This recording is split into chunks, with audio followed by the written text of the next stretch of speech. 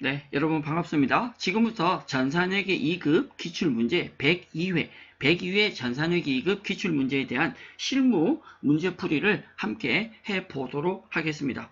저희 K랩 교육용 프로그램과 102회 기출문제가 설치된 상태로 임해주시면 좋겠고요. 준비되셨다면 출발 해보도록 하겠습니다.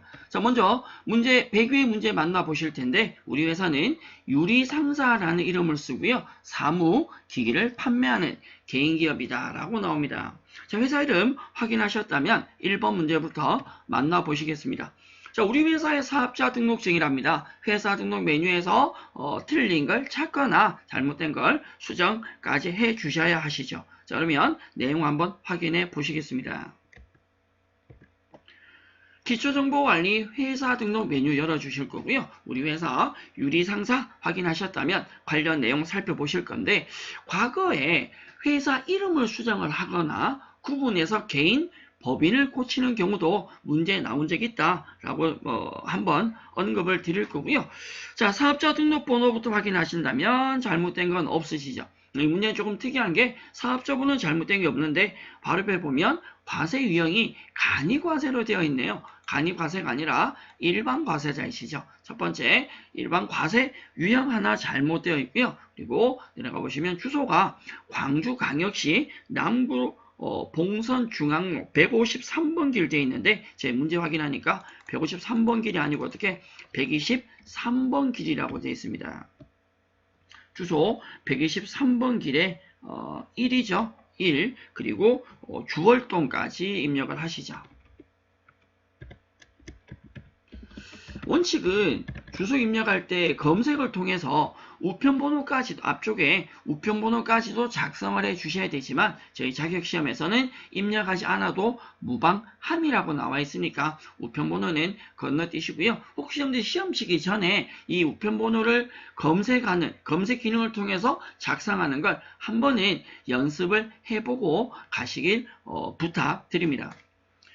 넘어가 보시면 저희 과세 유형 수정했고요. 주소 수정했습니다. 업태 도소매 종목 사무기기 틀린 거 없죠? 내려가 보시면 개업 연월일이 2010년 5월 19일이라고 되어 있는데 2010년 0509 5월 9일이시죠. 관할 세무서 이상 없으니까 여기 세 가지 수정 완료했습니다. 우리 사업자 등록증에서 기본적인 과세 유형 수정을 했고요. 그리고 주소 수정했습니다. 그리고 개업 연월일까지 대표자는 이상 없었고요. 수정했다 확인했으면 다음 문제 넘어가 보도록 하죠. 자, 문제 2번입니다. 정기분 재무상태표이다. 오류 수정하시라 라고 나와 있고요. 우리 재무상태표는 수정하기 전에 대차 차액 확인해 주셔야 된다라고 했고요. 대차 차익이 없어야 됩니다라고 설명을 드렸어요. 자, 프로그램상에 좌측 아래 정기분 재무제표에서 정기분 재무상태표를 열어줄 겁니다. 먼저 현금 5천만원, 당제금 2천만원, 보통예금 950 이상 없으시고요. 보통예금이 950 이상 없는 이상 있네요. 우리 문제는 950인데 모니터 590 되어 있네요. 큰일 날 뻔했어. 네, 590을 950으로 수정하겠습니다. 아직 대차 차익이 있으니까 틀린 것이 더 있다라는 거죠. 자, 외상매출에 대한 대손, 파드럼의 대손 이상 없으시고요. 단기 대여금 200만원 있는데 미수금 우리 시험지에 자격시험에 미수금 100만원 있는데 문제에 입력이 되어 있지 않습니다. 아래쪽 빈칸 미수금 100만원 입력하실 거고 나머지 상품, 차량과 차량에 대한 감가상각 누계, 비품과 비품에 대한 감가상각 누계까지는 이상 없습니다. 외상매입금 2,320만원, 지급범위 1,802만원, 미지급금이 2,200만원, 단기차익금이 2,446만원인데 2,300 입력되어 있네요. 2,446만원. 입력하면서 대차차익 없는 거 확인되셨습니다. 사실 여러분이 연습을 많이 하다 보면 이런 재무상태표 수정은 속도가 뒤에 가면 엄청 빨라질 겁니다. 네, 연습 몇 번 해주시면 자, 다음 문제 넘어가 보시도록 하겠습니다. 문제 3번인데 기초정보관리 수정 문제죠. 거래처별 초기월입니다. 외상매출금과 외상매입금의 금액을 거래처별로 수정하여야 되는 문제이신데 기초정보관리 아래쪽 정기분 재무제표 제일 마지막에 있습니다. 거래처별 초기월이고요. 우리 거래처별 초기월은 들어오시면 제일 먼저 하셔야 될 게 상단 불러오기. 재무상태표의 금액이 수정 전 금액이 나와 있을 수 있기 때문에 재무상태표를 불러오기를 해서 데이터를 새로 불러오시고요. 첫 번째 외상매출금 선택 오른쪽에 참푸른 상사와 오늘상에 입력이 되어 있는데 금액이 잘못되어 있네요. 참푸른 상사가 850 입력되어 있는데 얼마이시다? 1,500만 원이다. 자, 아래쪽 차액 없어진 거 보이실 거고요. 외상 매입금도 선택을 하시면 차액이 나와 있는데 해송상해가 1320, 주식회사 부일이 1000만 원인데 600만 원 입력되어 있네요.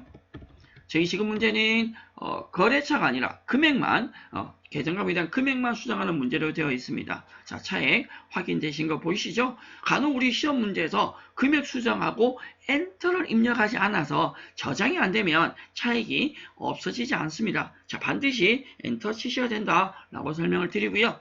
자, 거래처별 초기월 설명을 드렸고 다음 문제는 거래처 등록입니다. 우리 거래처 등록은 사실 조금 조심하실 게 일반 거래처, 신용카드, 금융거래처 구분해달라고 했는데 저희 지금 문제는 일반 거래처를 등록하는 문제입니다. 1000번에 잘 먹고 잘 살자라는 굉장히 좋은 회사 이름을 가지고 있네요. 기초정보관리에 거래처 등록합니다. 자, 일반 거래처 제일 아래쪽에 코드는 몇 번 하라고요? 01, 000. 네, 그리고 회사명은 잘 먹고 잘 살자. 아침마다 한 번씩 우리 스스로한테 해야 될 얘기 같아. 잘 먹고 잘 살아야 돼. 네, 유형. 매출 매입 동시이신데 저희 문제는 매입 거래처이라 매입을 선택하라고 되어 있네요. 사업자 등록번호가 214-13-84-536번이고요. 사업자 등록번호가 잘못되어 있다. 잘못되어 있죠. 제가 지금 잘못 쳤으니까 214에 13인데 제가 지금 12로 쳤거든요. 여러분들 자격 시험 칠 때 잘못 입력할 수 있어요. 그럼 지금처럼 나오면 확인해서 반드시 수정하셔야 됩니다. 자, 수정하죠. 번호가 214에 13-84-536. 그리고 업태 종목 대표자 성명이 먼저 나오시죠. 김영석이고요. 업태가 서비스, 그리고 종목은 한식이시다. 계정 과목이 되건 거래처가 되건 부탁드리되 오타가 발생하지 않도록 조금 천천히 정확하게 입력해달라고 부탁을 드립니다. 저희 기초정보관리 문제까지 입력 마쳤고요. 본격적인 첨표관리, 일반정보 입력의 붕괴 문제 확인해 보시죠. 먼저 1번입니다. 7월 6일 거래이시고요.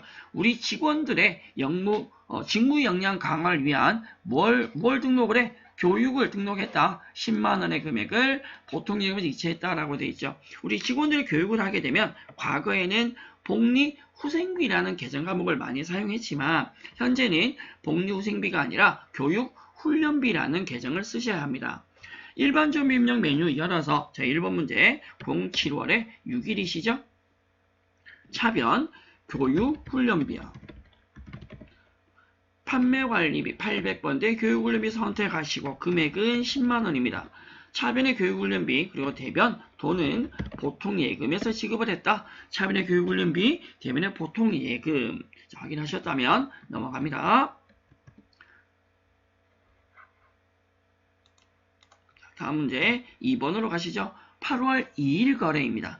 강남상사로부터 임차에서 영업종으로 사용하던 건물의 임대차 계약이 되어서 보증금 나오네. 보증금. 우리는 임차에서 쓰고 있던 보증금이니까 이 보증금은 무슨 보증금이다? 임차 보증금이다.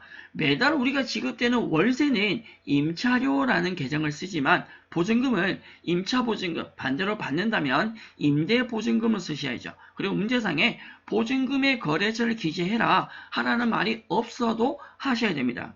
우리가 이 건물에 대한 지급해놓은 보증금을 차변에 보통예금으로 돌려받았다. 그럼 대변은 당연히 임차보증금으로 거래처 관리하라 라고 나와 있으시죠. 금액은 얼마가? 1억입니다. 자, 전표 입력.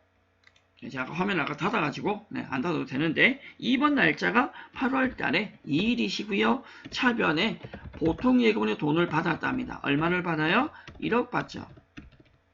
대변 우리가 보증금을 돌려받는다. 지급했던 보증금이니까 임차 보증금을 돌려받을 거고요. 거래처는 강남상사입니다.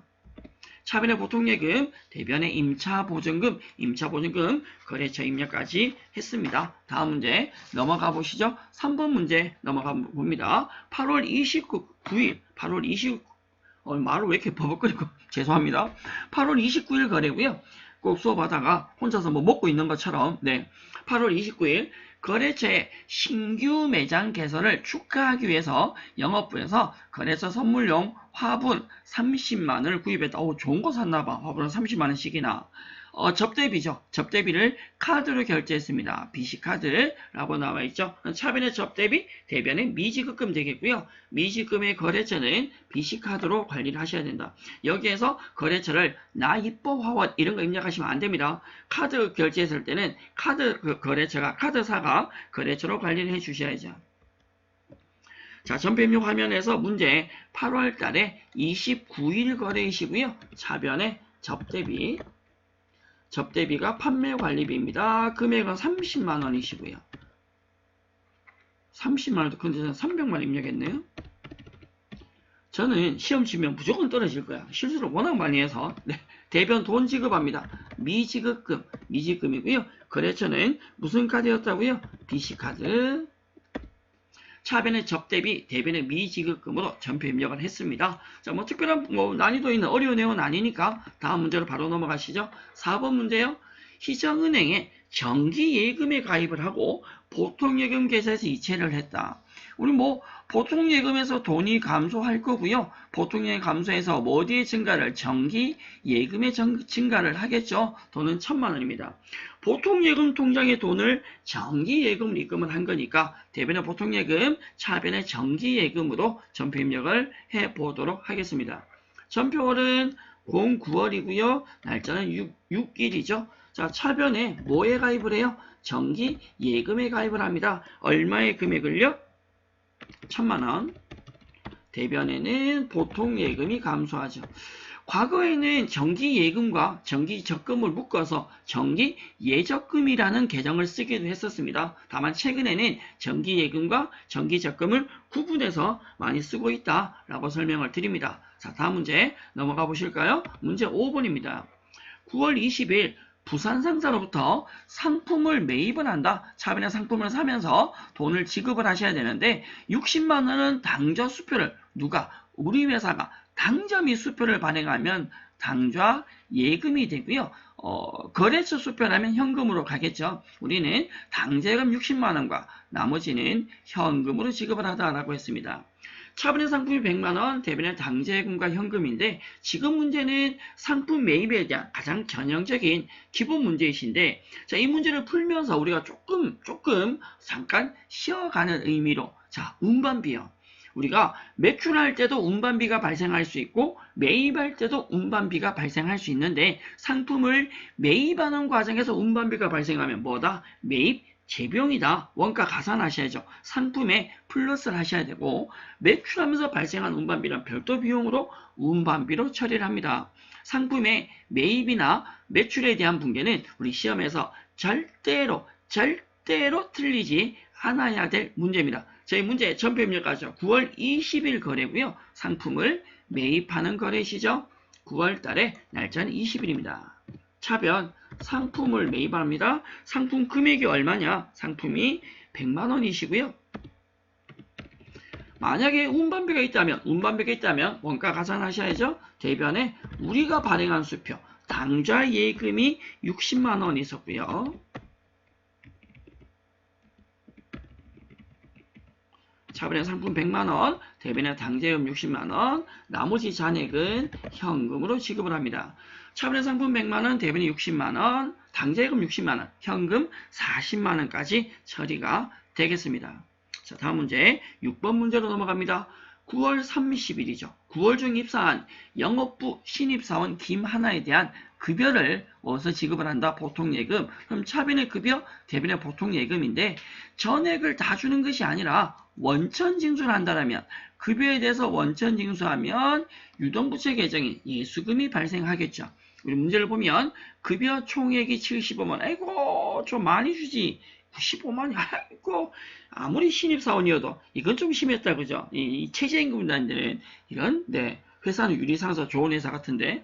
자, 대변에 돈을 주는데 공제 6천원만 공제를 한다. 금액이 작으니까 소득세도 없고 지방소득세 없고 다 없다. 고용보험만 6천원. 자, 차변에 급여 75만원. 공제하는 6천원은 앞에도 얘기 드렸듯이 뭐로 가고요? 예수금으로 갈 것이고 나머지 차이 나는 금액은 보통 예금에서 지급한다라고 했습니다. 차변의 급여, 대변의 예수금, 보통 예금으로 입력을 해보도록 하겠습니다. 9월이고요. 날짜는 며칠 날짜? 30일 지급일이죠. 차변의 급여. 판매관리비 급여 선택할 거고요. 801번. 네, 제 월급만큼이나 작고 귀여운 75만원의 급여를 지급합니다. 대변에 원천징수하는 건 예수금요. 예수금이 6천원 되겠고요. 나머지 돈은 보통예금에서 지급을 합니다. 보통예금 74만 4천원 되셨죠?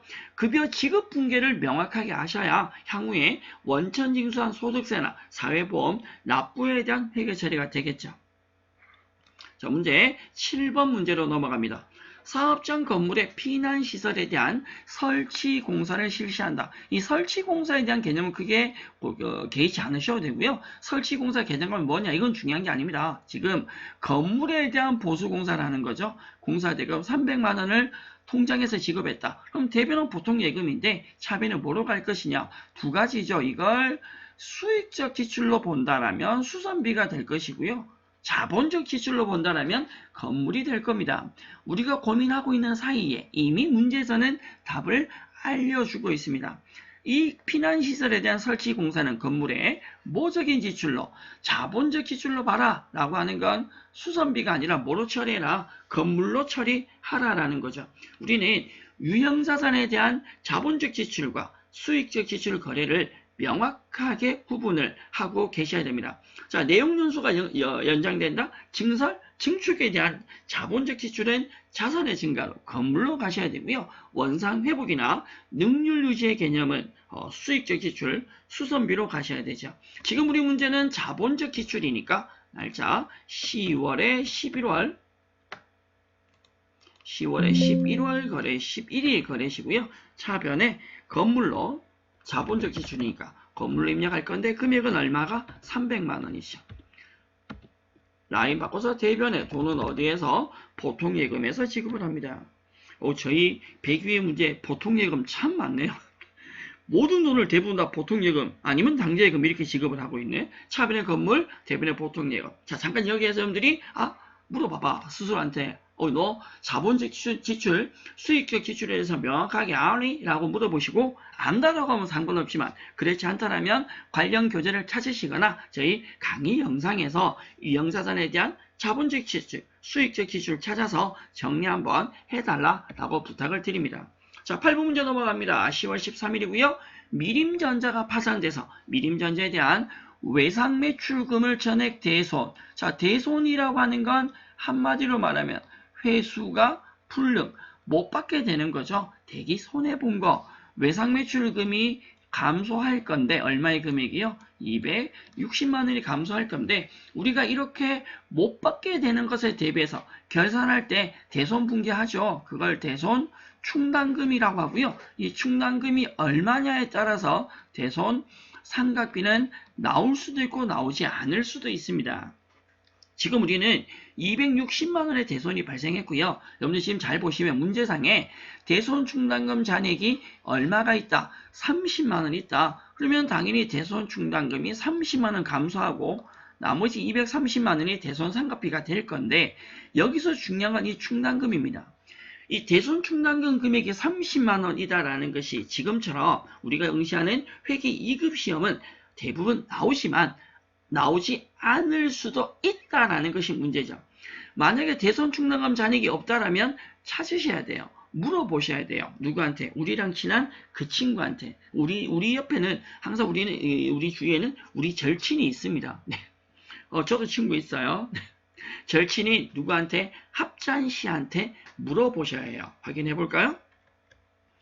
자, 저희 메인 화면에서 결산재무제표에서 합계잔액산표를 한번 열어보실 거고요. 현재 문제가 10월 13일 기준이죠. 그래서 10월에 13일 기준으로 조회를 한번 해보신다면 외상매출금 잔액이 있고 이 중에서 지금 얼마가 260만 원이 못 받게 되는 거죠. 그에 대한 대손 충당금이 바로 밑에 있는데 대손 충당금은 잔액을 보셔야 됩니다. 잔액이 얼마가 있어요? 30만 원 확인되시죠? 이 금액은 문제에 주어지지 않는다면 확인을 해보셔야 되고 다만 저희 지금 문제는 이미 30만 원이라 나와 있으니까 따로 확인은 하지 않으셔도 된다. 부탁드린 건 안 나와 있을 때는 확인하셔야 된다는 겁니다.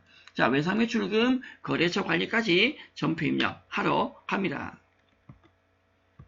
자, 1번 전표 입력하면 날짜는 10월에 며칠이시다? 13일이고요. 저는 대변부터 먼저 입력하죠. 외상매출금을 먼저 칠 거고요. 거래처는 미림전자입니다. 미림전자의 외상매출금 260만 원이 못 받게 되었다라는 거죠. 그럼 바로 대손 상각비가 아니라 대손 충당금부터 먼저 가지고 올 건데 외상매출이 108번이니까 외상에 대한 대손 109번으로 입력을 합니다. 물론 대손을 조회하셔서 외상에 대한 대손 109번 입력하셔도 상관은 없습니다. 260만 원이 대손 발생해서 못 받게 됐는데 대손 충당금이 30만 원 모아져 있대요. 그럼 나머지 부족한 돈만큼 대손 상각비로 갑니다. 대변의 외상매출금 260만 원, 대손 충당금 30만 원, 대손 상각비 230만 원까지 전표 입력을 했습니다. 자, 8문제 전표 입력 문제 중에서 조금 난이도가 있는 문제도 두 문제가 있긴 한데 뭐 그건 중요치 않고 여러분들이 틀렸거나 붕괴를 잘 모르겠는 붕괴들은 반드시 정리를 반복 학습을 해달라고 부탁을 드리면서 저는 다음 문제로 넘어가겠습니다. 자, 문제 5번 문제인데요. 전표 수정 문제입니다. 기존 붕괴를 찾으시고 뭐가 잘못된지 확인해서 수정하셔야 되는 거죠. 날짜가 7월 9일 거래래요. 인천시청에 기부한 현금이 있는데 이게 세금과 공과, 이건 조회 안 해봐도 알겠다. 네, 세금과 공과로 처리되어 있다. 이걸 우리가 뭐로 만들어야 돼요? 기부한 거니까 기부금으로 수정을 하셔야 되는 문제죠. 계정 과목 수정인데 금액도 확인 한번 해보겠습니다. 전표는 7월 달에 며칠이다?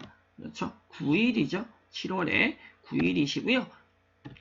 차변의 세금과 공과, 대변의 현금이라고 되어 있습니다. 얘기 드렸듯이 세금과 공과가 아니다. 세금과 공과가 아니라 뭐로 가야 된다? 기부금으로 가야 된다. 차변의 기부금, 대변의 현금. 금액은 이상 없으시죠? 자, 문제 1번 문제 수정 완료했고요. 다음 문제 가볼까요? 2번 문제입니다. 10월 12일 거래처 영락문구에 외상매출금 500만원 있는데 이 외상매출금 500만원을 통장으로 받은 것을 했다. 네, 실제로는 외상매출금이 아니라 뭘 회수한 것이다. 단기대여금. 자, 금액 이상 없고요. 통장에 받은 것도 이상 없는데 하나 뭘 고쳐야 된다. 외상매출금을 받은 것이 아니라 뭘 회수한 것이라고요? 단기대여금 회수다. 결론은 외상매출금을 단기 대여금으로 수정하면 끝날 문제 같습니다. 자, 문제가 10월에 12일이고요. 차변에 통장에 돈이 들어왔는데 대변이 외상매출금이 아니고 외상대금이 아니라 뭘 회수한 것이다. 단기 대여금이다. 단기 대여금 거래처 이상 없으시죠? 자, 질문 많이 받는 내용 중에 하나가 뭐냐면 교수님 여기 적요가 외상대금 회수, 외상대금 관련 내용인데 우리는 대여금입니다. 그럼 이 적요를 수정해야 되냐? 저희 일반적인 자격시험에서는 적요가 채점 대상이 아닙니다. 따라서 수정 안 하셔도 됩니다. 다만 여러분들이 향후에 실무에서 업무를 본다라고 한다면 이 적요가 굉장히 중요하다라고 얘기 드릴 수 있고요. 향후에 저희 자격시험에도 일부 문제에서는 적요 관리를 해라 라고 나온다라면 적요도 확인해 주셔야 되지만 저희 시험은 적요와 상관이 없다. 자, 나는 이 적요가 너무 신경 쓰여. 그런 경우는 적요를 그냥 깔끔하게 지우셔도 괜찮습니다. 아무도 얘기지만 적요는 채점 대상이 아니기 때문에 문제에서 적요 수정을 해라 라고 나오지 않는 한은 적요는 관심을 안 가지셔도 됩니다. 자, 5번 문제 수정 문제 두 문제 풀어드렸고요. 6번 문제 결산 문제로 가죠. 결산이 4문제가 나오는데 이 4문제 중에서 자동 붕괴부터 먼저 찾으시죠. 1번에 현금과 부족, 2번에 가수금 정리, 3번에 이자 비용 계상 다 수동이고요. 4번에 있는 감가상각, 차량에 대한 감가상각이죠. 이 문제가 자동이다 라고 얘기 드릴 수 있죠. 일반 분계에서 입력해야 되는 수동 분계와 결산 자료 입력을 통해서 해야 되는 자동 분계는 구분을 조금 하시고 한 문제씩 살펴보겠습니다. 결산일까지 현금 과부족 계정이 있는데 현금 과부족 10만원에 대한 원인이 밝혀지지 않았대요. 자, 우리가 장부상 현금과 실제 현금이 금액이 일치하지 않아서 임시로 처리하는 계정이 현금 과부족이다. 현금 과부족은 결산하는 시점에서 가계정이기 때문에 존재할 수 없다. 그래서 결산하는 시점에서 잡손실로 대체가 되거나 뭐로 대체된다. 잡이익으로 대체가 되겠죠. 그런데 현금 과부족이 지금 계정이 차변에 있는지 대변에 있는지 알 수가 없는 거예요. 그럼 그걸 물어봐야 돼. 누구한테 물어봐야 돼? 그렇죠. 우리 절친인 합잔 씨한테 물어보셔야 됩니다. 우리는 수동분계니까 일반 전표 12월 31일 날 결산분계를 입력을 하셔야 되는데 얘를 입력하기 전에 결산재무제표에 메인화면 결산재무제표에 합계잔액시산표에 가셔서 결산일인 12월 31일이죠. 현금 과부족을 찾으시는데 10만원의 금액이 어디에 존재한다? 차변에 존재하네요. 그럼 이 차변에 있는 현금 과부족을 어디로 빼셔야 돼? 대변으로 빼야 된다라는 거죠. 대변으로 감소시키셔야 된다. 따라서 차변에 있는 현금 과부족 10만원을 대변으로 줄이면서 차변에 우리는 뭐로 마감을 해? 손실 10만원으로 마감한다 라는 거죠. 따라서 현금 과부족은 반드시 합잔실 한번 만나 주셔야 합니다. 자, 일반전표 12월 31일 차변에 있는 현금 과부족을 대변으로 줄일 거고요. 금액은 얼마를요? 10만원 줄입니다. 그럼 차변의 현금 과부족은 잡손실로 마감이 되겠죠. 반대가 된다면 잡이익이 될 거고요. 자, 이 분계를 하고 난 뒤에 합잔 확인 한번 해볼까요? 원래 차변에 현금 과부족에 10만원 있었는데요. 저희가 결산분계 입력을 했습니다. 입력하고 조회를 한번 눌러보시면 현금 과부족이 10만원, 10만원 양쪽 금액이 동일해지죠. 자, 현금 과부족을 더블 클릭 한번 해보시면요. 7월 5일 날 차변에 10만원 발생했다가 결산하는 12월 31일 감소해서 없어지게 됩니다. 잔액이 0원이 되겠죠. 이걸 우리는 잡손실로 대체했다라는 거죠. 자, 문제 2번 넘어가 볼까요? 기말 현재 가수금 계정에 잔액이 있다. 자, 가수금이라는 계정도 가계정인데 우리가 통장에 돈이 들어오거나 현금을 받았는데 그 내역을 모른다? 일시로 쓰는 게 가수금이죠. 대변에. 이 가수금도 가계정이기 때문에 결산할 때는 정리하고 없애주셔야 됩니다. 자, 가수금 잔액 50만원은 차기 매출 관련해서 누구한테로부터? 인천상사로부터 받은 뭐로 확인되었다? 계약금이다. 우리가 계약금은 선급금이나 선수금으로 처리하는데요. 문제는 또 친절하게 뭐로 처리해라? 선수금. 원래 가수금이 대변에 발생하니까 그 가수금 50만원을 차변으로 없애면서 대변에 선수금 50만원 잡으라는 거죠. 선수금은 거래처 관리를 해 주셔야 합니다. 자, 이 또한 확인을 한번 해보겠습니다. 합계 잔액 시산표에서 보시면요. 가수금 계정이 있어요. 자, 있어야 합니다. 있을 거예요. 네.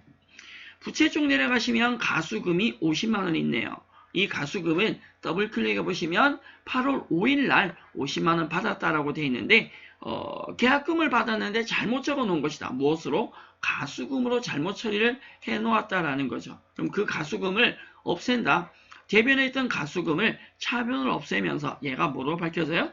선수금으로 밝혀졌다라는 거죠. 따라서 12월 31일 대변에 있던 가수금을 어디로 빼시면서 차변으로 빼시면서 얼마를요? 50만원. 이걸 대변에 선수금으로 밝혀졌다. 네, 많이 틀리는 건 분계는 잘 입력하면서 거래처 관리안에서 감점되는 경우가 굉장히 많습니다. 이 선수금은 인천상사 거다. 인천시청 아니고 인천상사. 네, 가수금 정리까지 했습니다. 3번 문제입니다.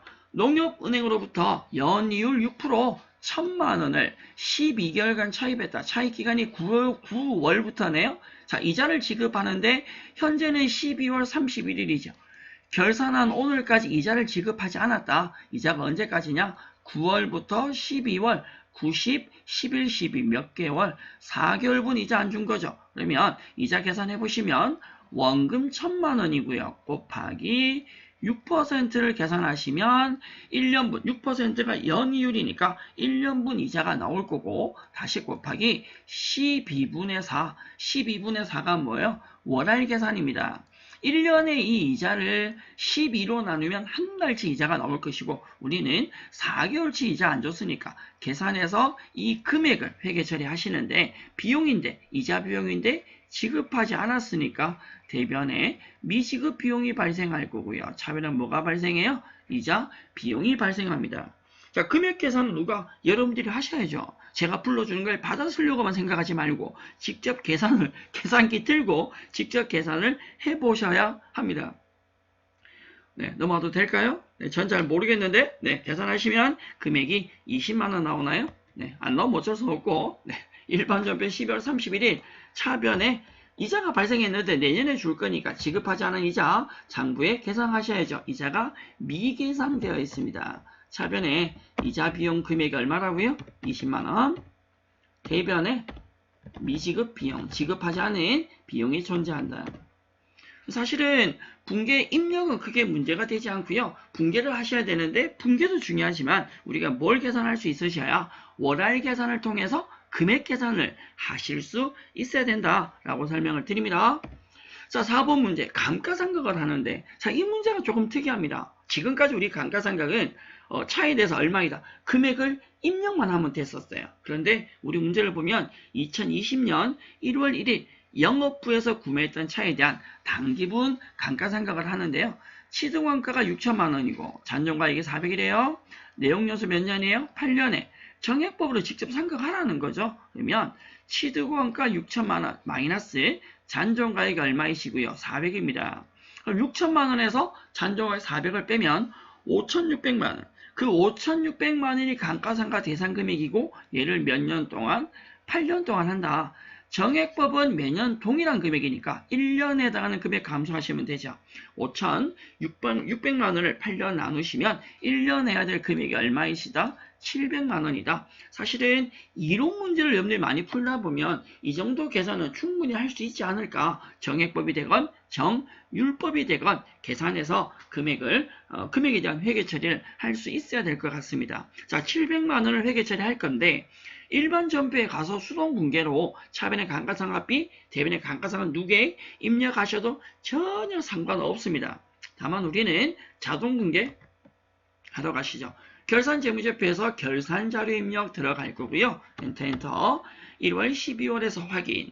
결산자료 입력 화면이 나오시는데 다른 항목은 손대실 필요 없고 감가상각에서 차량이죠. 차량에 대한 감가상각 금액이 얼마였다고요? 계산한 게 700만 원. 금액 넣어주시고 엔터. 반드시 엔터. 자료 입력 완료하셨다면 마지막에 뭘 눌러요? 전표 추가를 누르시고 결산분계 추가하시고 1월에서 12월의 기간 옆에 자동 결산분계 완료라고 뜨는지 확인 한번 해주시고요. 더불어서 일반 전표 입력 화면에서 일반 전표 12월에서 조회하시면 결차 결대로 자동 분계도 들어가 있어야 한다라고 생각해 주시면 되겠습니다. 자, 자동 분계하면서 매출원가 분계도 나오고 감가상각 분계도 나오는데요. 일반적으로는 매출원가는 채점 대상에 들어가지 않고 감가상각에 대해서만 한다라고 생각해 주시면 되겠습니다. 자, 결산 문제까지 입력 마무리했고 이제 남아있는 장부 조회 문제 가보시죠. 자, 우리 조회 문제가 세 문제가 출제가 되는데 먼저 1번 6월 30일 현재 가지급금 잔액이 얼마인가? 가지급금에 대한 잔액을 보셔야 되죠. 그럼 당연히 뭐 여러 가지 방법이 있는데요. 잔액 물었으니까 저희는 합계 잔액 시산표에서 확인 한번 해보도록 하죠. 자, 결산재무제표의 합계 잔액 시산표. 제일 중요한 건 날짜입니다. 6월의 30일 기준에서 가지급금을 찾아보셔야죠. 자, 가지금 찾으시면 얼마의 금액이 존재한다? 44,000원 존재합니다. 확인되셨나요? 이걸 일반적으로 이 계정에 대한 걸 물었기 때문에 계정별 원장에서 찾으셔도 되지만 저는 개인적으로 특정 계정 과목에 뭘 물었으니까 잔액을 물었으니까 아무래도 우리랑 제일 친한 합계, 잔액, 시산표, 합산시한테 묻는 게 더 낫지 않을까 생각을 합니다. 답은 얼마라고요? 44,000원. 자, 2번 문제. 1월부터 6월까지 접대비를 가장 많이 지출한 달과 가장 적게 지출한 달의 차이가 얼마이냐? 가장 많은 달 찾고 가장 작은 달을 찾아서 금액에 대한 차익을 계산하셔야죠. 그러면 1월부터 6월까지의 접대비 금액을 비교를 하셔야 된다. 우리 월 단위 비교죠. 월 단위 비교는 제가 총계정 원장에서 찾는 것이 제일 빠르다라고 얘기 드렸습니다. 자, 메인화면 장부관리에 총계정 원장 열어주실 거고요. 문제에서 기간이 1월부터 언제까지 물었다? 6월까지. 그리고 계정 과목은 도말 단추나 F2번 통해서 접대비 물었죠. 접대비 800번 판매관리비야. 뒤에도 800번, 813번이죠. 그럼 접대비에 1월부터 6월까지 금액이 나올 거고요. 가장 큰 달이 2월인데 200만원입니다. 자, 그럼 이 200만원에서 가장 작은 달이 언제다? 1월인가요? 64만원? 그럼 200만원에서 64만원을 차감하시면 되죠. 64만, 어우야, 큰일 날 뻔했네. 네, 아니네요. 1월 저 밑에 5월이 빙긋이 웃고 있는데, 부끄러워. 네, 죄송합니다. 2월에 200만원이고요. 5월에 60만원이 있습니다. 64만원 아니고 2월에 200만원에서 5월에 60만원을 차감하시면 140만원이 답이 되겠죠. 차익을 물었으니까. 한 문제 정도 틀려도 합격할 수 있지 않나. 큰일 날 뻔. 3번 문제 갑니다.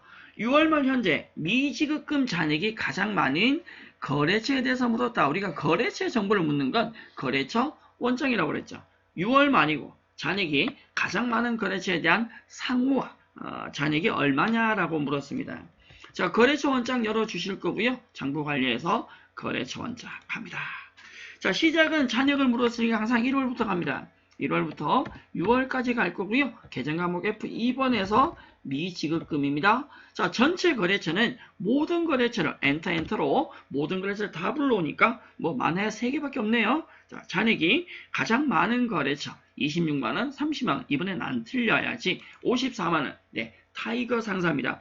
거래처 명과 거래처 상호와 잔액을 물었으니까 타이거 상사 그리고 54만원이 답이 되겠습니다. 자, 이번 시간 저희 전산회계 2급 기출문제 102회 문제풀이를 실무 문제풀이를 해드렸고요. 전산회계 2급은 분계만 어느 정도 정리되시고 결산과 장부 조회 문제만 정리 가능하다면 웬만해선 합격할 수 있지 않을까 생각을 합니다. 자, 틀린 분계 항목들 반복해서 연습을 해 주시고요. 사실은 실무도 중요하지만 시험 칠 때까지 이론 과목도 문제풀이를 조금 반복해달라고 부탁을 드립니다. 수고하셨고요. 저는 다음 시간 다른 내용으로 다시 또 인사드리도록 하겠습니다. 여러분 시험 때까지 어떻게 열공 부탁드립니다. 감사합니다.